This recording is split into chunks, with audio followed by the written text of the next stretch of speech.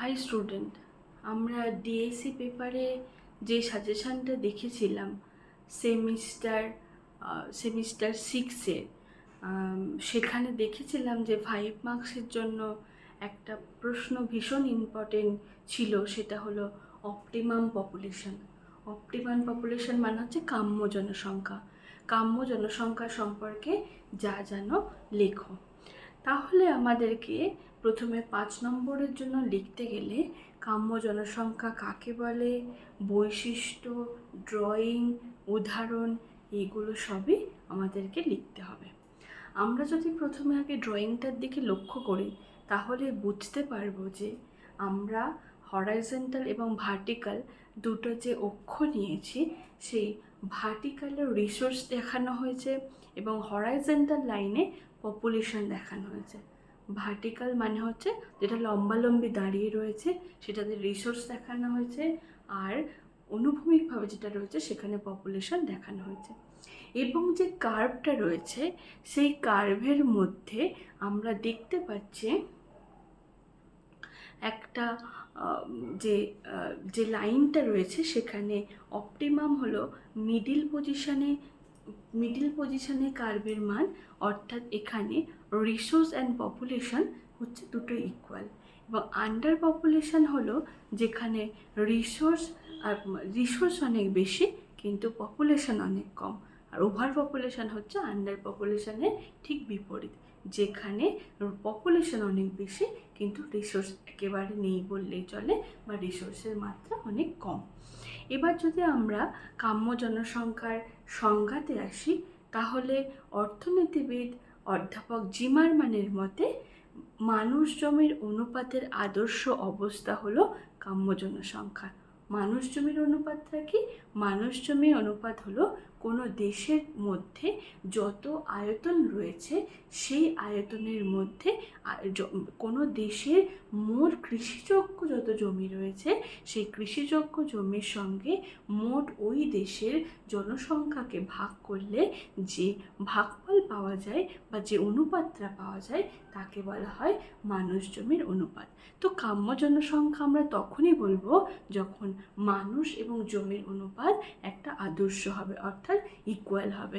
একটা জমির ওপর উৎপাদন করে যতজন মানুষ স্বাচ্ছন্দ্যে বসবাস করতে পারবে সেটাই হবে সেখানকার কাম্য জনসংখ্যা। তারপর পিটারসনের মতে কাম্য জনসংখ্যা ব্যক্তিদের সেই সংখ্যা বোঝানো হয় যা প্রাকৃতিক, সাংস্কৃতিক, সামাজিক পরিবেশে সর্বাধিক আর্থিক প্রতিফলন উৎপন্ন করে। অর্থাৎ যারা প্রাকৃতিক, সাংস্কৃতিক এবং সামাজিক পরিবেশে কোনো প্রকার অর্থনৈতিকভাবে তারা অবনমিত বা আর্থসামাজিক অবস্থা তাদের একেবারেই অনুন্নত নয়, সেই অবস্থাকেই আমরা কাম্য জনসংখ্যা বলে থাকি। তাহলে স্টুডেন্টস, তোমরা বুঝতেই পারছো কাম্য জনসংখ্যা মানে হচ্ছে একটা আদর্শ জনসংখ্যা যা যা সম্পদ এবং পপুলেশন দুটোই সমান। অর্থাৎ যে কোনো দেশে যত পরিমাণ সম্পদ রয়েছে সেই তত পরিমাণ পপুলেশন যখন স্বাচ্ছন্দ্যে তাদের জীবনযাত্রা গ্রহণ করতে পারবে তখন তাদেরকে আমরা অপটিমাম পপুলেশন বলে থাকি। যদি আমরা বৈশিষ্ট্যের কথা ভেবে থাকি তাহলে বা বলে থাকি তাহলে বলবো এটি একটি গতিশীল ধারণা। তোমরা বুঝতেই পারছো এটা একটা গতিশীল ধারণা তো অবশ্যই হবে, কারণ কোনো একটা দেশের জনসংখ্যা যেমন বাড়ছে সেই দেশের সম্পদের পরিমাণও বাড়ছে। তাহলে কোনো দেশের কাম্য জনসংখ্যা কত হবে সবসময় ফিক্সড হতে পারে না, সেটা গতিশীল অর্থাৎ পরিবর্তনশীল। জনসংখ্যার সঙ্গে সঙ্গে জমিরও পরিবর্তন হচ্ছে। তারপরের পয়েন্ট হবে আদর্শ জমির অনুপাত। আদর্শ জমির অনুপাত আমরা সংজ্ঞার সময়ে বলেছি, আদর্শ জমির অনুপাত মানে হচ্ছে কোনো একটা দেশে মোট চাষযোগ্য জমির সঙ্গে সেই দেশের মোট জনসংখ্যার যে অনুপাতকে আদর্শ জমির অনুপাত হয়। তাহলে অপটিমাম জনসংখ্যা হতে গেলে আদর্শ জমির অনুপাত অবশ্যই হতেই হবে। কাম্য জনসংখ্যা বিরাজ করলে জীবনযাত্রার মান উন্নত হবে। হ্যাঁ, যত পরিমাণ সম্পদ তত পরিমাণ পপুলেশন, সুতরাং সেখানকার মানুষের জীবনযাত্রার মান কখনো অবনতি হতেই পারে না, সেখানে সবসময় জীবনযাত্রার মান উন্নতই থাকবে। মাথাপিছু আয় বাড়ে, তাই সেখানকার মানুষদের অবশ্যই মাথাপিছু উৎপাদনের পরিমাণ বাড়বে, কারণ তাদের সম্পদ অনেক বেশি।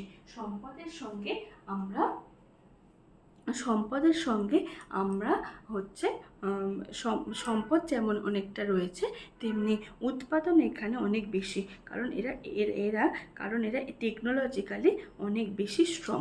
তো এই সমস্ত পপুলেশন যে সমস্ত দেশে দেখতে পাওয়া যায় সেগুলো হচ্ছে Canada, Sweden, Australia, New Zealand, Norway, Switzerland, Germany, Japan প্রভৃতি দেশগুলোতে এই অপটিমাম পপুলেশন দেখতে পাওয়া যায়। এছাড়া বৈশিষ্ট্যের মধ্যে আমরা আরও বলতে পারি, কোনো দেশের কাম্য জনসংখ্যা হচ্ছে সম্ভাব্য জনসংখ্যার সুখের জন্য আমরা নির্বাচন করতে পারি। অর্থাৎ কতজন জনসংখ্যা থাকলে, কাম্য জনসংখ্যা থাকলে সেখানকার মানুষ সুখে থাকতে পারবে, সেটাও একটা কাম্য জনসংখ্যার বৈশিষ্ট্যের মধ্যে রাখতে পারে। এছাড়া বলতে পারি যে সম্পদের ব্যবস্থাপনার ক্ষেত্রে উপযুক্ত প্রযুক্তির ব্যবহার এখানে হয়ে থাকে। অর্থাৎ এখানে যেহেতু প্রত্যেকটা মানুষ টেকনিক্যালিভাবে স্ট্রং বা প্রযুক্তিবিদ্যাতে ভীষণ উন্নত, তাই কাম্য জনসংখ্যা হতে গেলে সেখানকার মানুষদের উন্নত প্রযুক্তি ব্যবহার খুবই স্ট্রং হতে হবে। এই সমস্ত বৈশিষ্ট্যগুলো এবং সংজ্ঞাগুলো, ড্রয়িং এবং উদাহরণ যদি তোমরা দিতে পারো অপটিমাম পপুলেশনের ক্ষেত্রে, তাহলে অবশ্যই একটা ভালো প্রশ্নের মান হবে। স্টুডেন্ট, তোমাদের যদি এই রকম আরও কোনো প্রশ্নের সমস্যা হয়ে থাকে বা উত্তরের জন্য তোমরা বুঝতে পারছো না, অবশ্যই আমাকে জানিও, আমাকে কমেন্ট করো। আর আমার চ্যানেলটাকে প্লিজ তোমরা সবাই সাবস্ক্রাইব করে দিও আরও অন্য কোনো প্রশ্নের ইনকোয়ারির জন্য, এবং অবশ্যই আমাকে একটা লাইক দিয়ে দিও। Thank you.